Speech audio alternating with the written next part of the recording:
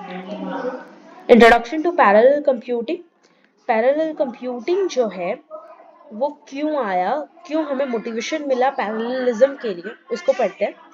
तो सबसे पहले कि पैरेललिज्म जो है वो बहुत सालों से चलते आ रहा है और मेनली पैरेललिज्म को इसीलिए इम्प्लीमेंट किया जाता है क्योंकि वो कंप्यूटिंग स्पीड को एक्सेलरेट करता है। जब भी हम हार्डवेयर या सॉफ्टवेयर बनाते हैं किसी भी पैरेलल एप्लीकेशन के लिए, तो वो ज़्यादा टाइम इंटेंसिव और एफर्ट इंटेंसिव रहता है। तो दिमाग में ये आता है कि यूनिप्रोसेसर भी आजकल बहुत ज़्यादा डेवलप हो रहा है, इम्प्रूव हो रहा है, तो क्या ज़रूरत है हमें पैरेलल कंप्यूटिंग की। तो इसका आंसर है कि आजकल के ट्रेंड में जहाँ हार्डवेयर डिज़ाइन जो है उसमें कई बार यूनिप्रोसेसर में लिमिटेशन आ जाती है, वो फ्यूचर परफॉर्मेंस को सस्टेन नहीं कर पाता है, उसकी कंप्यूटेशनल लिमिटेशंस आ जाती है। इसी वजह से यूनिप्रोसेसर जो है वो ढंग से काम नहीं कर पाता है और हमें मल्टी प्रोसेसर की ज़रूरत पड़ती है। तो जो टाइम कंस्ट्रेंट था कि कोई भी हार्डवेयर या सॉफ्टवेयर बनाना है पैरेलल एप्लीकेशन को डेवलप करने के लिए, तो उसमें वो ज़्यादा टाइम इंटेंसिव था। इस प्रॉब्लम को सॉल्व करने के लिए हम standardise parallel programming environments, solutions और उसके लाइब्रेरीज को यूज़ कर सकते हैं, जिससे वो टाइम पैरेललिज्म अचीव करने में जो टाइम लगता था वो हम रिड्यूस कर सकते हैं। और स्पीड, किसी भी एप्लीकेशन की स्पीड जो है वो सिर्फ प्रोसेसर की स्पीड पे डिपेंडेंट नहीं होती है, उसमें बहुत सारे दूसरे फैक्टर्स भी होते हैं, जैसे मेमोरी स्पीड है, डिस्क स्पीड है या नेटवर्क स्पीड है। तो मल्टी प्रोसेसर क्या करता है, वो क्या करता है कि वो हर एक स्पीड को एग्रीगेट कर देता है, यानी अलग अलग मेमोरीज रखता है। इससे क्या होता है, कैश मेमोरीज इंक्रीज हो जाती है, हर एक इंडिविजुअल डिस्क मिल जाता है, हर एक प्रोसेसर के पास खुद का नेटवर्क एडेप्टर्स मिल जाता है, तो ये क्लस्टर के अंदर एक काम कर सकता है। इसका एक पॉपुलर एग्जांपल है, यानी पैरेलल प्रोसेसिंग का पॉपुलर एग्जांपल क्या होता है कि पैरेलल एप्लीकेशंस जो है उसको कम्युनिकेशन की ज़रूरत पड़ती है। तो जब डिस्ट्रीब्यूटेड सिस्टम जो इंटरनेट पे काम करता है उसमें कम्युनिकेशन की ज़रूरत पड़ती है, तब ये एग्जांपल बन जाता है पैरेलल प्रोसेसिंग का। एक साथ मल्टीपल डिवाइस एक दूसरे के साथ कम्युनिकेट कर सकते हैं, राइट। फिर कई बार क्या होता है कि डेटा लोकेशन पे कंस्ट्रेंट आ जाता है। डेटा लोकेशन पे कंस्ट्रेंट यानी क्या, कि बहुत यूजुअली हम क्या करते हैं कि डेटा को एक जगह पे सेंट्रली स्टोर करते हैं और फिर उस पर प्रोसेसिंग परफॉर्म करते हैं। लेकिन कई बार क्या होता है कि डेटा इतना बड़ा होता है कि उसको सेंट्रली स्टोर करना इज मोर एक्सपेंसिव और डिफिकल्ट हो जाता है। तो हम क्या कर सकते हैं, उसको डिस्ट्रीब्यूटेड सिस्टम्स पे रख सकते हैं और पैरेलल कंप्यूटिंग का यूज करके उस डिस्ट्रीब्यूटेड सिस्टम पे ही डायरेक्टली प्रोसेसिंग कर सकते हैं। तो पैरेलल कंप्यूटिंग यहाँ पे स्केलेबिलिटी भी अलाउ करता है। स्केलेबिलिटी कैसे अलाउ करता है, तो जो लार्जर वर्कलोड्स होते हैं उसको वो डिवाइड कर देता है, हैंडल कर देता है। कैसे करता है, बहुत सारे अलग अलग प्रोसेसर को हम नोड भी बोल सकते हैं। तो जब जरूरत पड़ती है तब एक प्रोसेसर को वो ऐड ऑन कर देता है उसमें।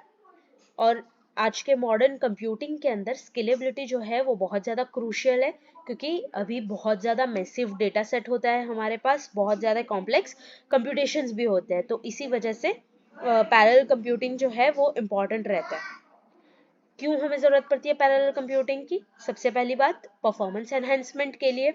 पैरेलल कंप्यूटिंग जो है वो परफॉर्मेंस को इम्प्रूव करता है, उसकी एग्जीक्यूशन स्पीड को इंक्रीज करता है। किसी भी एप्लीकेशन की स्पीड या परफॉर्मेंस इम्प्रूव करना हो तो क्या करना पड़ेगा, पैरेलल कंप्यूटिंग क्या करता है, उसको सबसे पहले जो भी बड़ा प्रॉब्लम है उसको स्मॉलर चंक्स में डिवाइड कर देता है, स्मॉलर पार्ट्स में डिवाइड कर देता है, और उन सभी पार्ट्स को वो साइमल्टेनियसली एग्जीक्यूट करता है। तो टाइम जो है वो कम रहता है, स्पीड भी इंक्रीज हो जाती है क्योंकि उसके पास मल्टी प्रोसेसर्स होते हैं।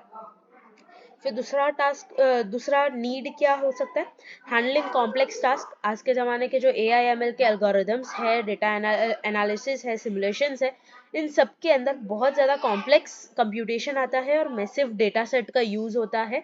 तो इसमें भी हम पैरेलल कंप्यूटिंग का यूज़ कर सकते हैं by breaking down those huge task into multiple simple task, और उसको एक ही साथ मल्टी प्रोसेसर का यूज़ करके हम एग्जीक्यूट करवा सकते हैं।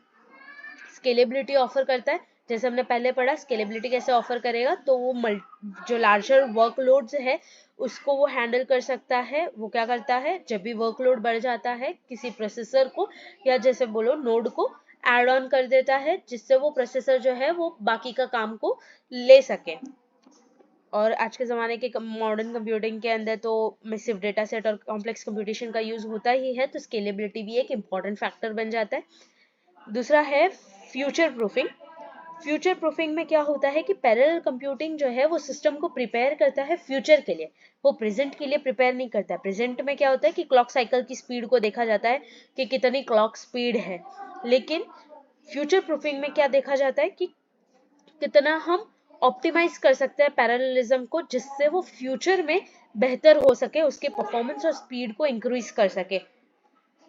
फिर ओवरकमिंग फिजिकल लिमिटेशन, जो यूनी प्रोसेसर थे उनके अंदर क्या था, फिजिकल लिमिट थी in terms of clock speed and power consumption, जो पैरेलल कंप्यूटिंग ने ओवरकम कर ली बाय अचीविंग हायर परफॉर्मेंस, और कोई भी ऐसे कंस्ट्रेंट्स उसमें नहीं आते हैं। फिर नेक्स्ट है एनर्जी एफिशिएंसी, क्योंकि बहुत सारे टास्क एक ही साथ परफॉर्म हो जाते हैं, क्योंकि उनके पास मल्टी प्रोसेसर है तो किसी के पर लोड भी नहीं आता है, तो ये ज़्यादा एनर्जी एफिशिएंट है compare to traditional serial computing. Real time processing कर सकता है, बहुत सारी ऐसी एप्लीकेशन होती है जैसे वीडियो प्रोसेसिंग है, फाइनेंशियल ट्रेडिंग है, रोबोटिक्स है, जो रियल टाइम रिस्पॉन्सेस को लेता है।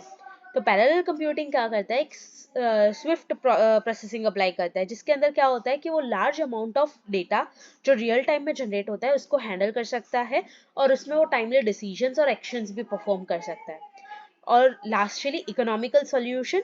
इकोनॉमिकल सॉल्यूशन में क्या होता है कि यूनी प्रोसेसर अगर हम ले और उसमें अगर कोई कॉम्प्लेक्स कंप्यूटेशन करना हो तो हमें वो यूनी प्रोसेसर जो है वो एक्सपेंसिव और हाई एंड लेना पड़ता है। इसकी जगह पे अगर मैं सस्ते और कॉस्ट इफेक्टिव बोल सकती हूँ, मैं ऐसे बहुत सारे मल्टी प्रोसेसर्स ले लूँ और उसको इकट्ठा करके एक प्रोसेसर बना दूँ, यानी मल्टी प्रोसेसर, जिसके अंदर बहुत सारे कॉस्ट इफेक्टिव प्रोसेसर है, यानी ज़्यादा महंगे नहीं है, तो ये इकोनॉमिकली सस्ता भी पड़ेगा हमें। इससे कंप्यूटिंग जो है वो इकोनॉमिकल भी हो जाएगी और एक्सेसिबल भी हो जाएगी और इजीली हाई परफॉर्मेंस भी देगी और स्पीड भी इम्प्रूव हो जाएगी उसमें।